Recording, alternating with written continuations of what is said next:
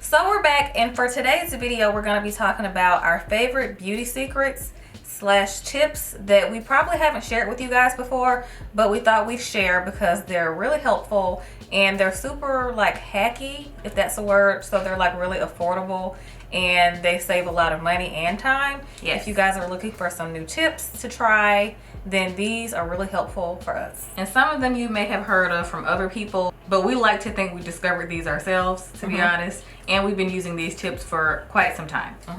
Okay, so beauty secret number one is using sunscreen on your hands while driving. So a lot of people obviously know to use sunscreen on their faces because of course you want to protect the face from the sun, but people forget about their hands, especially when you have like your hands on the steering wheel. The sun a lot of times is beaming on your hands. Your hands are one of the most common things that you know show signs of aging, as well as your neck of course, but hands are for sure noticeable. Like you notice the wrinkles and it's just not cute. So in order to prevent that from being more noticeable, you want to protect those hands. And I use a lot of sunscreen on my hands. Like I reapply right after I applied my hand sanitizer, because you know hand sanitizer is a must these days in our cars. So make sure you have your hand sanitizer and your sunscreen. Just make sure you apply it right after you sanitize your hands. And a lot of times the sunscreens that don't work on our faces are really useful for our hands. So don't toss those out just because they don't work on your face, because you can just use them on your hands. Yeah. And a lot of the ones that haven't worked for my face are really oily and greasy, but I find that they're really moisturizing and hydrating for my hands. Same. So make sure we use sunscreen on those hands while we're driving, because it's important.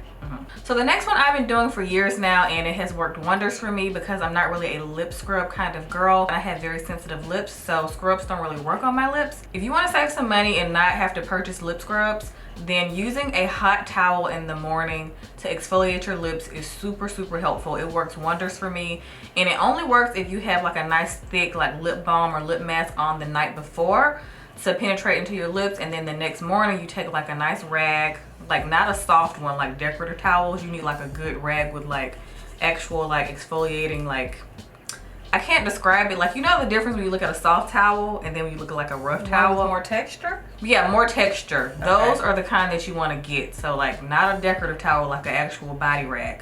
Not the same one that you bathe with, obviously. Get a fresh, clean one. And in the morning, I just take like a nice little corner of the towel, put it under hot water, and then I just go in circular motions on my lips.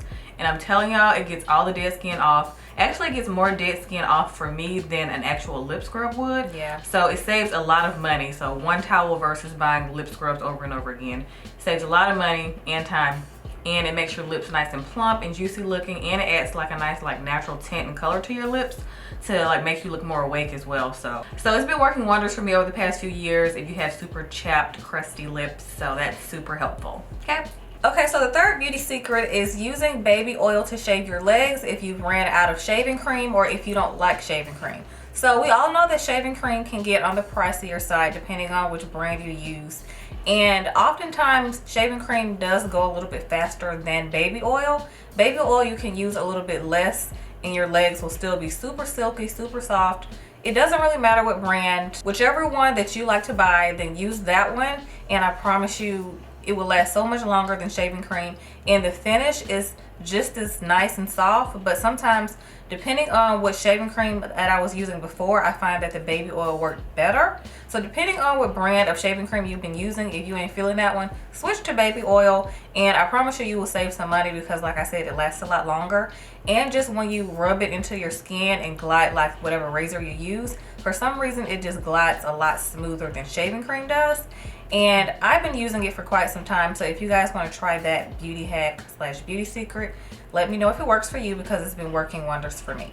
I'll definitely try it if I run out of shaving cream. Yeah, if you run out. Because I'm obsessed with my shaving cream. Yeah, if you have a shaving cream you like, then keep using that. But just in case. If you run out, it's a good idea. Yeah, it'll work. So the next one I found really works wonders for me because the type of scents that I like to use aren't always super strong and they don't always last on my skin. I like a lot of fruity scents, a lot of fresh scents. So those don't always last that long on me. I have to spray like half the bottle.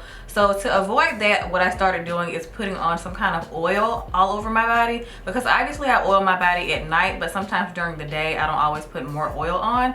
But when I'm putting on a fragrance, I like to put oil on the places that I'm spraying my perfume on, and it makes the perfume stick to the skin a lot better, and it makes the scent that you're spraying last way longer. So just get like an unscented oil, like one of your favorite oils that is unscented, and then spray whatever fragrance over the area that you put the oil in, and I promise you your fragrance will now last. So the oil and the perfume, it just sticks better to the skin when you apply the perfume to the skin. On oiled skin, it just sticks way better to the skin. So that trick has always worked for me. I hope it helps you, because I know a lot of people say this scent is really nice but it doesn't last on me. So try to oil your body down before you spray your fragrance on, and I promise it'll stick. Okay, so this next one is one that I've been doing a lot this year, and it's something I discovered by accident, to be completely honest. I hate refreshing my hair, like if I have to like go somewhere at the last minute, or somebody like plans something at the last minute, or I have to look cute at the last minute, which I hate all of those things. We hate last minute.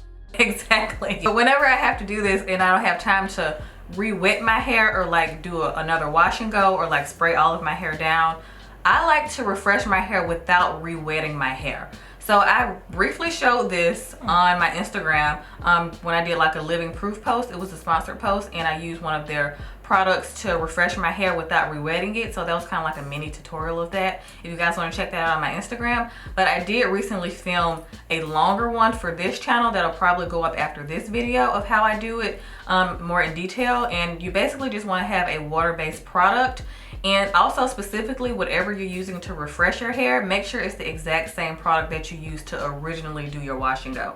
So whatever you use to do your wash and go that particular time, use the exact same product to refresh your hair. Like if your hair looking a little crazy, crusty, dry, just use the exact same products that you did to do your wash and go, and section your hair in however many sections you think you need, and apply those products in the same order. So that's pretty much what you do. Again, I told y'all I did film it already, so that video will be up soon.